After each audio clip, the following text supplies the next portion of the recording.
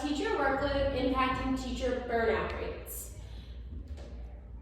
All right, so I'm going to give you the introduction.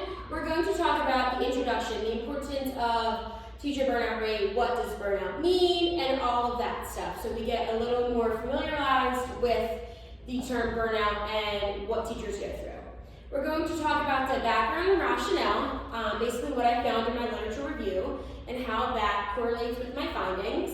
We're going to talk about the research questions that I did my surveys on. We're going to talk about the methodology, the participants, the findings, the implications, and recommendations for future researchers. So first, I wanted to do a little bit of a group activity. Does anyone know what teacher burnout is, or if anyone here is a teacher, have you ever experienced burnout before? All right, so a couple hands. Yeah, I see a couple. Just being a first-year teacher, I can definitely consider myself getting burned out a little bit, just with the tasks that we're always asked to do, working overtime, working off schedule, off of contract hours. It's a lot. So that is, even if you're not a teacher, do you know what burnout is, especially in the workforce? Yeah, working longer hours, doing jobs that might not be yours, but you're taking it on because another coworker is not doing it. All of those are great answers. What do you think causes teacher burnout? I definitely think, in my experience, just not having enough help. That could be not having an instructional aid or having 25 students to one teacher, doing lesson planning, curriculum, all of that stuff. So if you guys are teachers out here, what do you think is the main reason for teacher burnout? Yeah, definitely teachers' mental health, well-being, that has a big impact. The workload, of course, which is what I'm really focusing on during this presentation. And then how do we as society lessen teacher burnout? What do you guys think? Definitely we could have more help, more support, hiring more people, splitting up the classes maybe, like you guys said. Yeah, all of that is definitely important. As we go on, at the end of our presentation, we will learn about some ways that we can help lessen teacher burnout, and hopefully it will be successful. So, the background and rationale. This study investigates the dynamic relationship between teacher workload, burnout, and its effects on mental health and job satisfaction. The study aims to explore the impact of workload on teacher burnout rates, with a focus on identifying the support and resources available or lacking for teachers to mitigate burnout. So the most important thing in this study is to figure out what or how workload is impacting burnout and what as we or administrators can do to lessen the workout and the burnout rates for teachers, so we can keep teachers in the districts. So, with my literature review, I took away some of the important stats. So, approximately 300,000 public school teachers left the education field between February of 2020 and May of 2022 due to burnout, as Peck stated. A lot of this was during COVID as well, so a lot of teachers probably stayed home, never came back to the field. Maybe online teaching wasn't their forte. But from 2022 on, and in between is also the workload amount and having to online teach, which is impossible on most, especially if you're teaching the elementary grades. All of that. And then the definition of burnout, which is very important to go over so everybody knows exactly what burnout is. Burnout is characterized by feelings of energy depletion or exhaustion, increased mental distance from one's job, and reduced professional efficacy. So, the vulnerability of teacher burnout. Teachers and healthcare workers are particularly prone to burnout due to overwhelming workload put on them. Tasks contributing to workload, like I stated before, lesson planning, classroom management, curriculum development, communication, that could be with parents, other teachers, other staff regarding their students, evaluation and assessments, making sure each student is completing their assessments. If students need to get evaluated, they're getting evaluated on time, and the proper help that they need, and also just organizing extracurricular activities. You know, if teachers decide they want to do an after-school club with the kids to keep them engaged and learning, tutoring, sports, All of that is important, especially if you're a teacher as well. So that is a lot of tasks just on teachers, and I'm sure I'm missing some more. So there's a huge list. The impact of workload. So heavy workload leads to long hours beyond the classroom, significantly affecting teachers' personal time and well-being.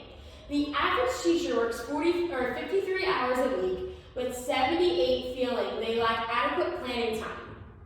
So think to yourself, if you're not an education worker, if you're not in education, think to yourself of how many hours a week do you work? Do you work 40? Do you work less? Do you work over that? Yeah, okay, so yeah, you work about, 50 hours, 45, 40. Yeah, so it seems like we're all either working our given hours or we're working overtime. And most of us probably do not get stipend for that, so it is you take things home. Me, I can even say for myself, as a first-year teacher, I'm taking so many things home, with grading, with lesson planning, with sending emails home to parents, letting know how everything's going on. So it is, I probably spend about 5 to 6 hours extra a week on work for right now. I do take my prep for granted, and I do a lot of my work during prep, but it's still very short, so I don't get everything done. And then, do you feel like you lack adequate planning time in your profession? Doesn't matter if you're a teacher, you're a nurse, you're a lawyer, whatever profession you're in, do you think that you're not given enough time? Okay, yeah, I definitely agree that you probably don't. Yeah, it happens. I think that the district that I'm in right now does give me good planning time, but I still come in early and I stay a little later. It's not every day, but it's maybe twice a week, which adds up, and especially when I'm taking all my work home. So, consequences of burnout. Increase in teacher turnover rates contributing to national teacher shortages. We all know that we're all probably aware that there's a national teacher shortage. We can't find teachers are leaving, and now teachers that are in the profession are overworked, burnt out, they're mentally unwell because we don't have the support that is needed. So the remaining teachers face increased workload and pressure, with 85% reporting unsustainable job conditions. Like I said before, burnout, mental well-being, overwork, not being able to handle a class, classroom management comes into a big factor, so it's a lot. And then over here it says, how significant an issue is teacher fatigue, burnout, and retention in your district? So this was from Schneiderman in 2023. He says that 98% of teachers reported currently challenged, 74% of teachers likely to get worse in the next 1 to 3 years, and then 90% negatively impacts teacher recruitment. So just looking at these stats, it looks like that having or finding teachers in the future is still going to be an issue unless we fix the problem of burnout. So my research questions for this is, how does the amount of workload impact teacher burnout? So I went in and I asked several people about workload tasks, what type of workload they do, what is on that list. And then I wanted to find out what resources and support are provided to teachers to prevent burnout and what gaps exist in this support. So the methodology and participants.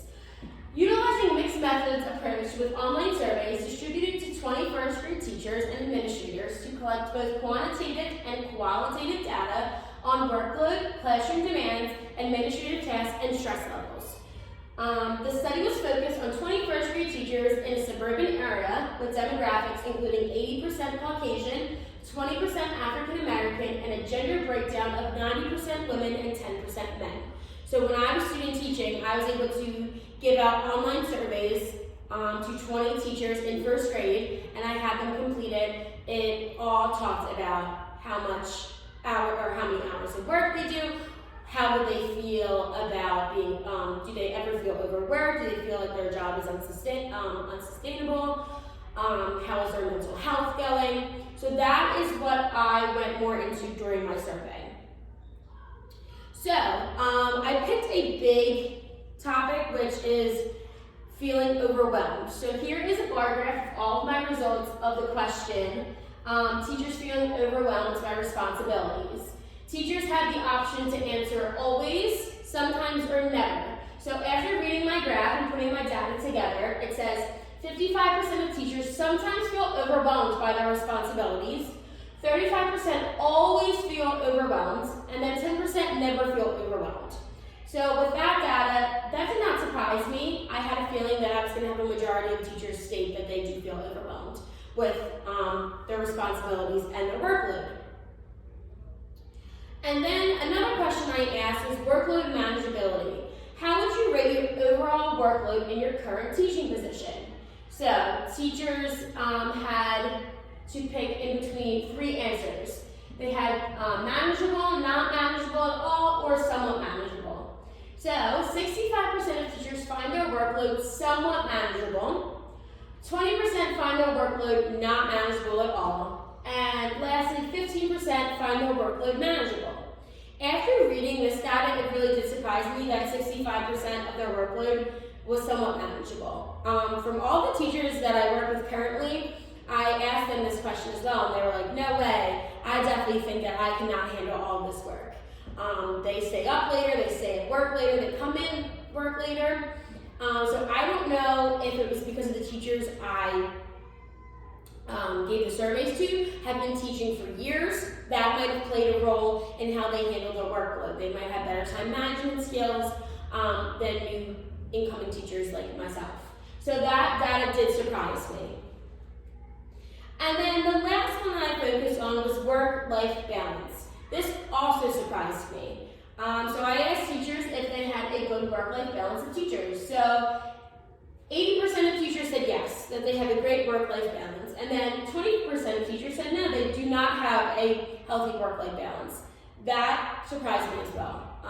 If I was taking the survey, I would say that I do not have a good work-life balance right now. I am always worried about the next day or the next week, making sure my lessons are up to date, my grades are in, I have all of my papers ready. So once again, it might be because of the people that I interviewed. They might be in the field for a lot longer and kind of just know how to do this compared to incoming teachers or teachers that are newly employed. And then key insights. So teachers are overwhelmed by responsibilities. A significant number of teachers experience periods of high stress, indicating that while workloads are generally manageable, there are intense periods that challenge their capacity. So this is going off by my first graph about teachers feeling overwhelmed. We did say that 55% of teachers feel overwhelmed about their workload. And then going off by my second graph was workload manageability. The majority of teachers find the workload somewhat manageable, suggesting a potential risk of burnout should workloads increase without corresponding support. So we stated that only some people could not handle their work load. They said somewhat manageable, which shocked me as well. And then work-life balance, which was our last result and our last graph. It says, most teachers maintain a good work-life balance, highlighting the importance of effective time management skills and supportive work environments to mitigate work-related stress. Like I stated before, I was shocked with this too. 80% of teachers reported that they had a healthy work-life balance.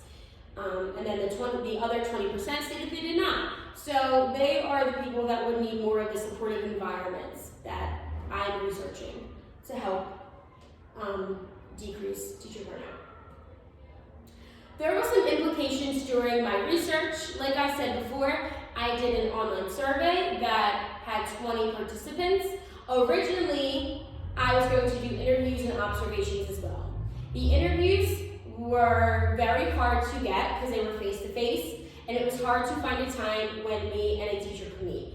And especially interviewing 20 people, none of us could figure out a perfect time to meet. So that was a method I wanted to use, but sadly I was not able to. Along with observations, I wanted to do observations, but once I was doing student teaching, I was teaching full-time. So I was not able to go and jump around from class to class to see how other teachers handle their workload stress.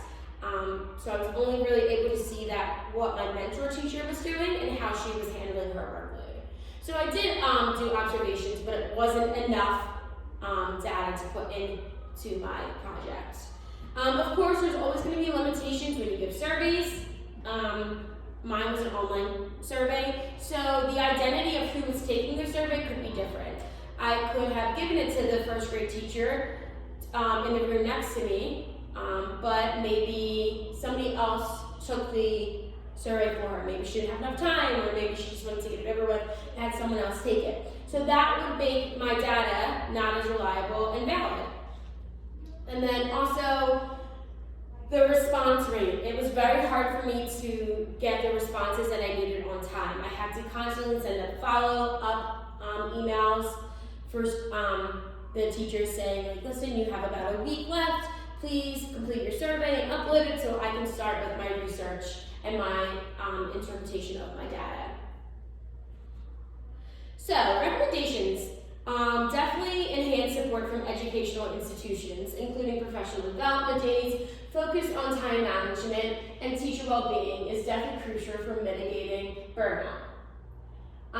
If you're in education, even if you're not in education, what would you like to see discussed in professional development days regarding teacher burnout? Yes, definitely, how a teacher can work on their time management, what task comes first, and what tasks kind of go on the burner until the big task gets done. That's a great thing to talk about.